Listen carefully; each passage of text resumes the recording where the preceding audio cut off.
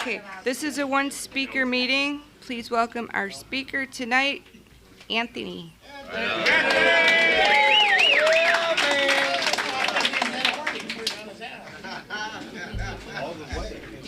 My name is Neil B. and I'm an alcoholic. I need my money, Neil.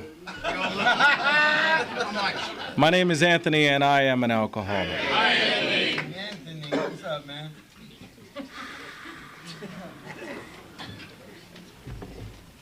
Welcome to anyone who's new to the rooms of Alcoholics Anonymous. Whether you're here for a court card or you here because some family member might think you have a problem or whatever the fuck, man. Why'd you walk in the door at welcome? And when I say welcome, I mean welcome like my sponsor welcomed me. Which meant basically you could have anything you want out of the refrigerator. You can sit anywhere you want to in my apartment. Welcome. It doesn't mean a limited welcome like I ain't gonna fucking hug you, I ain't gonna shake your hand. I think you're different. You're not like me. I sincerely mean welcome. And that welcome comes from when I was new, I had to feel welcomed when I walked into my first meeting. My very first meeting was not an Alcoholics Anonymous meeting, it was a CA meeting. And I was so intimidated by that meeting because there were celebs in that meeting. And they were like, everyone was so clean and so fucking fresh and so smelled good and hair was done right. And I hadn't worked any steps, so of course I looked like just a walking piece of shit that came into that meeting. And that's how I felt. And I was so grateful that I got intimidated enough to say that because I didn't come early enough, I didn't get the front row seat. I was gonna come back next week and I was gonna come early enough to get that front row seat. And I came back that next week and I met this guy there named Darren. He was he reserved a parking spot for the speaker. And I thought, I'll talk to him. And I sat there and I talked to him until it opened up and I put my keys on the front seat. And I was there at the meeting and there was a guy named Mike G that walked up and handed me the bucket and said, can you pass this around and collect the 7th tradition? And I said, whoa, these motherfuckers are trusting me with the money.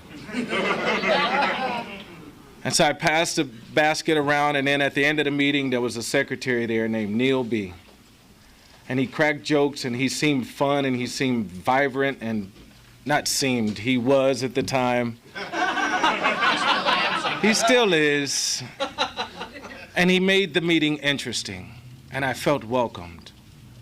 I felt welcome enough to stay around. So I say that to the new person, if you're here and you haven't turned your phone off yet, turn it off, man. The fucking message says, sorry, I'm unavailable. I'll call you back as soon as possible. If you're in a meeting, you're fucking unavailable. You're busy. You know, if you're anything like me, I'm very fucking busy when I'm in a meeting. I need to be focused in on whatever the fuck they're saying. You know, you guys laugh and joke about, you know, some of the readings. I was sitting in a meeting with Ken Cross, and he let this meeting have it because they were making a joke about who's an addict. And I just, you know, I don't play with this thing. I joke outside of the rooms, but when it comes to here, it's about saving a motherfucker's life. If you fall off of the boat, I'm not just gonna say, swim closer, swim closer. I'm gonna throw you the fucking life raft and tell you, I'll pull you in. It really is, for me, and I say this for me, it really is about saving the next man's life. My sponsor, I tell him all the time, man, thank you for saving my life. And every time his response is, motherfucker, I didn't save your life. You did. I just gave you the information. I gave you what I know of the 12 steps of Alcoholics Anonymous. And for that, I'm eternally grateful. I'm one of those alcoholics who walked in here and I said, I ain't no motherfucking alcoholic. Y'all could kiss my ass. I said for a fact that when I walked into that recovery house and they said, you give us 6 months of your life, we'll give you your life back. All I could think was April, May, June, July. said, that's my whole fucking summer, dog. I said, I can't do this. And so I decided I was going to leave, and I told my mother, I said, Mom, she had taken me to this recovery house. And I said, Mom, take me back to where you got me from, which was MacArthur Park. And so as she was taking me back there, I was like, I don't care what you're saying. And she's sitting in the car, and my mother's a very religious person. My mother was professing to God, and she was, oh, Jesus, help him, Lord, in the name of Jesus, oh, Lord, Father God. Shut up with all that shit. I don't want to hear that shit. And she said, she got quiet. And she said, Anthony, you know what your problem is? You're 25 years old. You're homeless. You don't have shit. She said, you're afraid to grow up and take responsibility for your life. You're afraid to grow up and be a father to your son. You're afraid that these people are going to hurt you, and they're not. They're just trying to help you. Why don't you just try it? So for once, I had a moment of clarity. And that moment of clarity was like, fuck it. All right, she's right. I'll just try it. Now, mind you, the day before that she took me to that recovery house, I was homeless. And I was hanging out with my homeboy, my homeless homeboy. And as I was sitting there, I told him, I said, tomorrow I'm going to get sober. And he said, yeah. He said, you should. And I remember looking at him like, what the fuck is wrong with you? I should. He said, Anthony, he said, you know what? It's like Tom and Jerry. And I was like, Tom and Jerry? He said, yeah. He said, think about it. That cartoon's been going for how long? And I said, I don't know, since I was a kid. He said, that cat has never caught that mouse. And you keep getting high like you really wanted, like the first time you got high. You're never going to get that high again. He said, I've tried that AA shit. It doesn't work for me. He said, but you need it.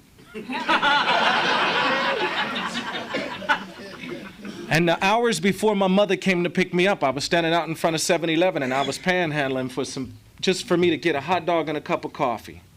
And the guy walked up in there, and I said, yo, man, can you spare some change? I just want to get a hot dog and a cup of coffee. And the guy looked at me and said, fuck you.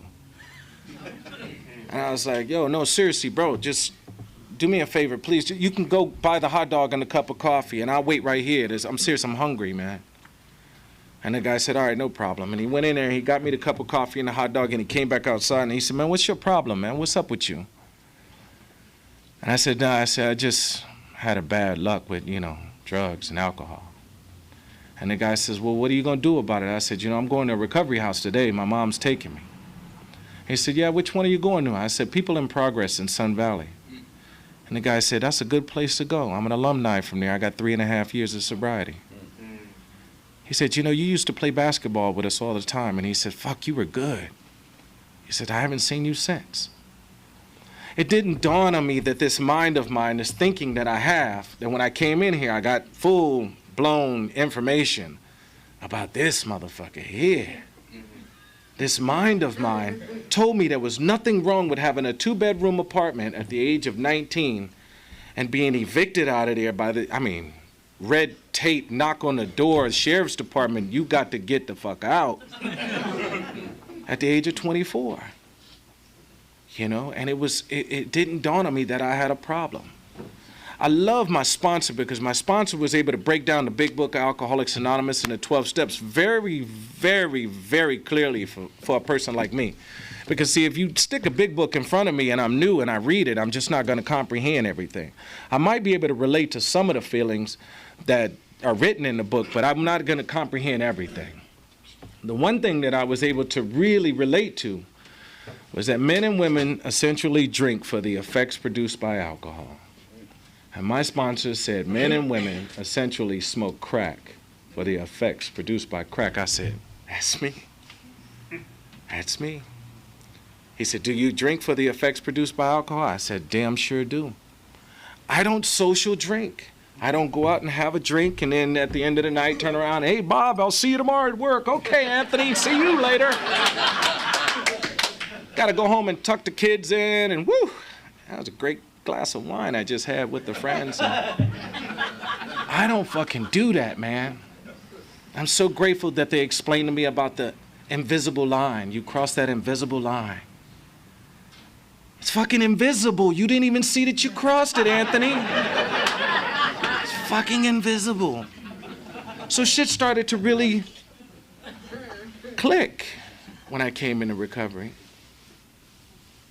When I came in, they said, give us 6 months of your life and we'll give you your life back. My mom turned around and we went back to that recovery house immediately. And I sat outside on the steps, and this guy, this counselor named Glenn, he came and he put his arm around me. He says, young brother, he says, I didn't choose my sobriety date. You know, he said, but now I have 3.5 years and I'm a counselor here. And he says, man, why don't you just give us a chance? And you know, if it doesn't work, we understand. I said, all right. And I started to cry, man. I cried like I'd never cried before. Because all I could think was, if this shit doesn't work, I'm going to come to a major meeting like this and I'm going to ask to share. And I'm going to get up here and say, this shit does not work, you guys. This is a bunch of bullshit. They're bullshitting, and then pull a joint out and then pull a beer out of my pocket and smoke the joint in front of the meeting and say, you know what? They're fucking bullshitting, you guys. This is bullshit. But I haven't found it necessary to go back out and get loaded since my first day of sobriety. And that's only by the grace of a loving God, one day at a time. I walked in here with that attitude. My first H&I panel that came in here was 3 people in that recovery house. 3 people. It was one dude who was 19, there was another dude who was in his 30s, and there was another girl, she was 22. The girl who was 22 had about 10 months. No, she had 8 months. She was coming up on a 9-month chip. I believe that. The older guy, he had like 14 months. He was coming up on he had 16 months. He was coming up on 18 months, a year and a half. I could believe that. Now, the 19-year-old kid said he had 3 years. And I said, this is bullshit. They paid them to fucking come in here. You got sober when you were 16? That's bullshit. Because I couldn't fathom that. I couldn't fathom that maybe, just maybe, he was telling the truth. So I disregarded everything that was shared at that H&I panel. I didn't hear it. I didn't hear a damn thing they shared. One of the things that I did hear at every meeting was how it works. I needed to hear that shit over and over again. And at every meeting, I raised my hand and said, can I read how it works? Because I needed to know. They said how it works, and people were reading, and I said, well, fuck, isn't that why I'm here? I need to know how it works. How does this shit work? So I got into that. I got into that how it works thing. And then that next panel that came in, this Hispanic guy came in, and he had this 50-something, I don't know, he had a really nice Corvette, 2-seater roadster. And he popped the hood, and he took the spark plugs out. And I looked at him, and I said, well, why do you do that? And he says, well, I have my back to the meeting when I'm speaking. And he says, I'm afraid someone's going to take my car, and I have an alarm on it. So I go, well, that makes sense. And he had a really nice gold chain with a really nice diamond cross on it. And I said, shit, he's got something I want. And that the car, the chain. And so when he walked in there, he shared, and he talked about how he went in and out of prison. He'd go into prison since he was 16, and he'd go in and out of prison, and as soon as he got out, I remember one of his stories was that as soon as he got out, he had taken the bus, the Grey Goose, and he had gotten all the way to L.A., and when he got off, he walked right into a liquor store, and he got a half pint of liquor. And he had walked right across the street to go get some heroin. And he had shot the heroin across the street, and he was 3 or 4 hours. And then he had come back across the street to the liquor store and robbed it. And as he was walking out, the fucking police were sitting there. And he was back in jail and going back to prison within 24 hours. Now, I heard his story, and I said, sorry, bro, I can't relate. I didn't do heroin. I'm afraid of guns. And I don't do robberies. You know, so my head said, I hadn't been to prison. So I was like, I can't relate. So the guy said at the end of the meeting, he says, you might not be able to relate to my story. He says, but one thing I can say, and he started to unbutton his shirt, and he says, I got a NA tattoo right here. I got a CA tattoo right here. And he turned around, and he had this big-ass AA symbol on his back. And he says, I found CA inside the prison walls, or NA inside the prison walls. I went to CA when I got out. And he said, AA is never always had my back. And this dude had tattoos all over his fucking self. And he says, I believe it. And the guy was celebrating like 19 years of sobriety. And I was like, wow, okay, I can fucking believe it. If a guy that robbed liquor stores and shit and gangbanged and shot people could do it, then maybe I got a fucking fighting chance, because I'm a sissy to this shit. I break in cars. You know what I mean? I steal film from Rite Aid. I'm a petty theft. So I went into this recovery process. I started to do this thing, the meeting thing, and I started to just try to identify with the feelings being shared. I tried to identify with every reading that they had. I was one of those ones that when they came into meetings, I never said, I never chanted in meetings. Bullshit I did when I was new, but I found it not necessary to do so. Because this was a life and death situation for me. See, if I go out and get loaded again, and I'm fully convinced that I am an alcoholic who suffers from this disease called alcoholism. I am not shy to say that. I'm not embarrassed to say that. I used to think that the alcoholic was a guy who slept out inside of the liquor store waiting for it to open in the morning. And that's not it. Me, myself, I'm one of those ones that once you put one in me, I don't know when to fucking stop.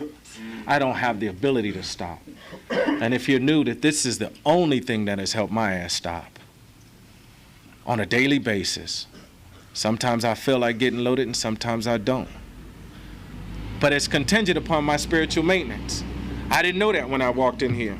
I walked in here and I had this idea that it was just about going to meetings and just about fellowshipping. And so I kept going to those meetings. At my first CA meeting, as I said, I sat down in that seat, and I went to some AA meetings, and I wasn't able to identify with drinking Ripple and moonshine and shit like that.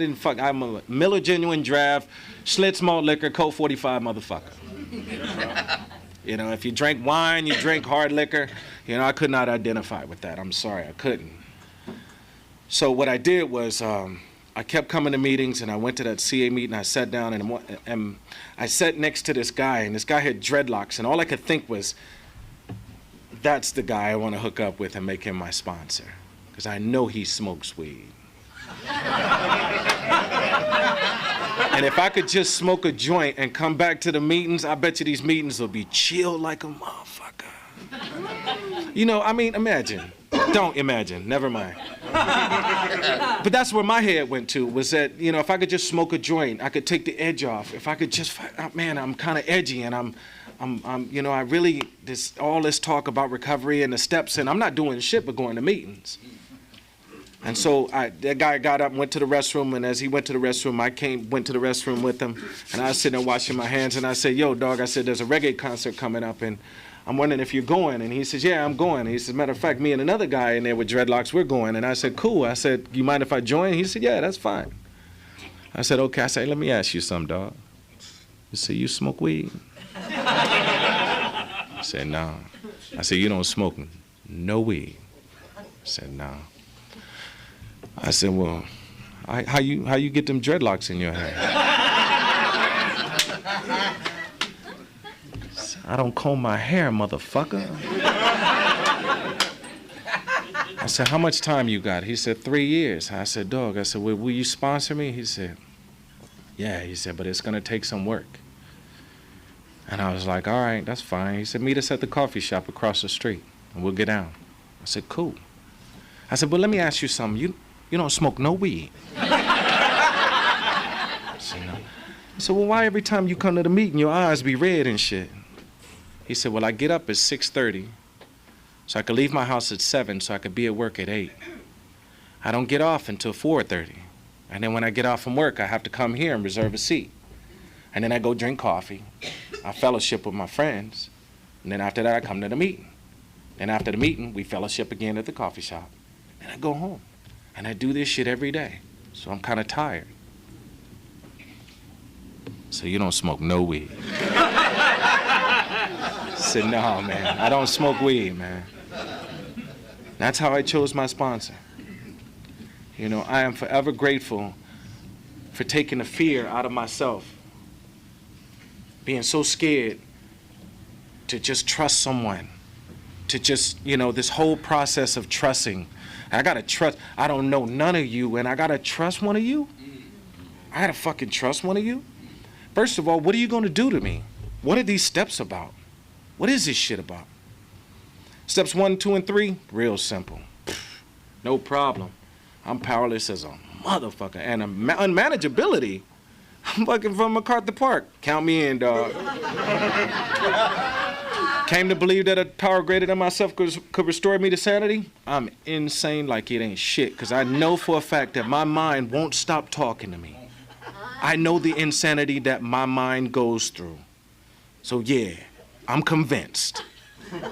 Turn my will and my life over to the care of God as I understand them. I kind of had a problem with that. He said, "Are you willing?" I said, "Yeah."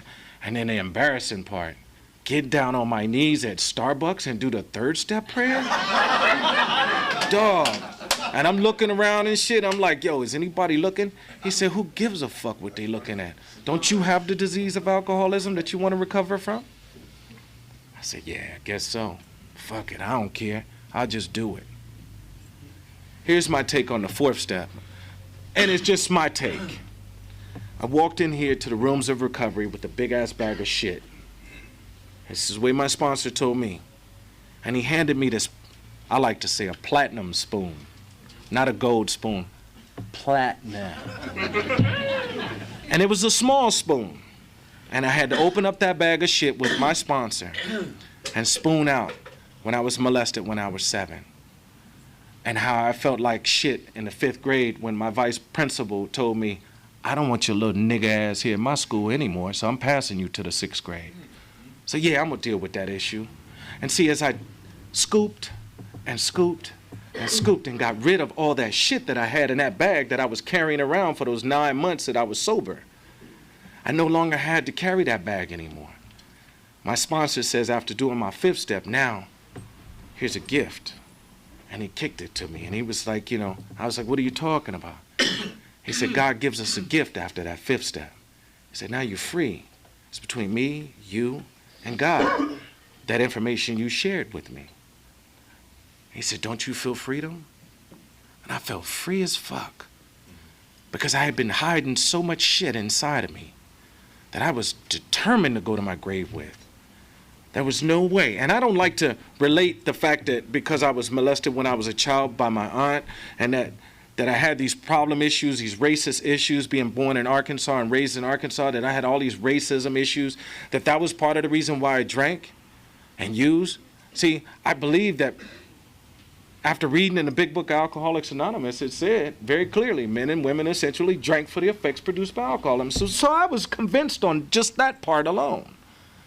But I felt so much more relief after doing a thorough inventory. You know, the steps are designed to get us to a place of happiness. Let me back up. The steps got me pure happiness in my life. I never knew how miserable I was in MacArthur Park until I got sober. I never knew how miserable it was to live life walking around just dead, just like dead skin. As a direct result of me getting sober, I was able to get in the music industry and travel all over the world singing. And I was forever grateful. I mean, my first time in Europe, I landed in Germany and I kissed the ground, and people were looking at me like, fucking foreigner. But I'm a little old boy from North Little Rock, Arkansas, who smoked crack and drank alcohol. And all I could think was, my mind said, if this shit don't work, y'all could kiss my ass. I was convinced of that it ain't gonna fucking work. And I did what was necessary around here. I got me a sponsor. I went through the 12 steps, and it's funny because when I was new, of course, as we started to do the steps, I looked down and I started reading them all, and I saw the 12th step, and I said, damn. Having had a spiritual awakening as a result of these steps, we carry this message to the alcoholic who still suffers. And that's what I really wanted, was that spiritual awakening. What is that? I even questioned my sponsor, what is that? He said, we're not there yet. So I kept doing this shit because I wanted to get there. I wanted to be happy, joyous, and free. You know, I came in here with a broken God and fearing the whole God concept, because I'm born and raised in a Baptist church. So I swore that every time I went to church that the pastor would sit there and he would point at me like this and say, Anthony, you going to hell, because you're going to grow up and be a liar, a cheat, and a thief. And so when I got sober, all I could think was, what the fuck? You guys are going to kick me out of here once you find out I'm a liar, cheat, and a thief. Then I started to hear that you guys share about how you were liars, cheaters, and thieves. And I was like, fuck, I fit right in on this shit. traveled all over the world, have met some of the most famous people, have done some of the most fun things in sobriety that I never could have ever imagined in my life. And that has nothing compared to the higher power thing that I have today. I don't choose to call it God. I choose to call it higher power. You call it whatever you want to. Because see, I still have issues with the God thing. I know that it exists, but it's just not in a human being. It's a spirit to me. And it moves in this room. If you're new and you're struggling with this and you're wondering what this is all about, don't just keep coming back. Try it, challenge it. Do like I did. Say, fuck this, I'm gonna try this shit. I'm gonna get a sponsor, I'm gonna do all the steps thoroughly, I'm gonna do it. I'm gonna do this shit. And then come to the meeting and point me out and say, yo, dog, this shit don't work. And then I'm gonna ask you to sponsor. I'm gonna ask you to let me sponsor you. And then we'll see if it doesn't work. I can't guarantee anything, but one thing I can say, as a direct result of me walking in here and doing this shit, I mean 100%. I did the steps 100%. I didn't fake it, I didn't balk, I didn't get scared. Honestly, I did not get scared of the 4th step. I said, fuck it, you wanna stick an enema in my ass and cleanse me out, then let's do it. Let's do this shit. You want me to be honest? I'll tell you everything. Fuck it, I don't care. I have nothing to lose. What do I have to lose? You know, if you're new and you come in here and you're afraid of this thing or you're afraid of the whole process of this thing, don't be. Please understand, we are here. I am here as a direct result of someone else saving my own ass. And I am here and I offer myself to thee. That's all I can do. You know, I can't show you how to swim back to the boat, but I can throw you a life raft. I can. And I don't believe in it's a waste of my time if you relapse. That's bullshit. It's not a waste of my fucking time. It's just that we got more work to do. We got deeper issues to talk about. There's something that's blocking you from the sunlight of the spirit.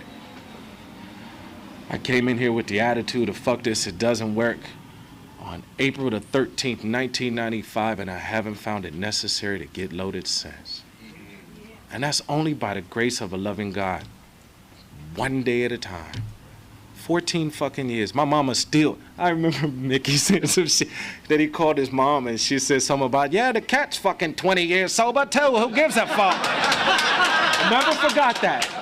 I never forgot that. Mickey was one of the guys who made me laugh in sobriety, man.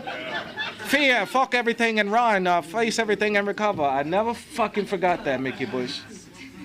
I had to have fun in this goddamn thing. If you couldn't show me fun in sobriety, fuck it, I was out of here. And this shit is the best thing that's ever happened to me. Thank you very much, Richard.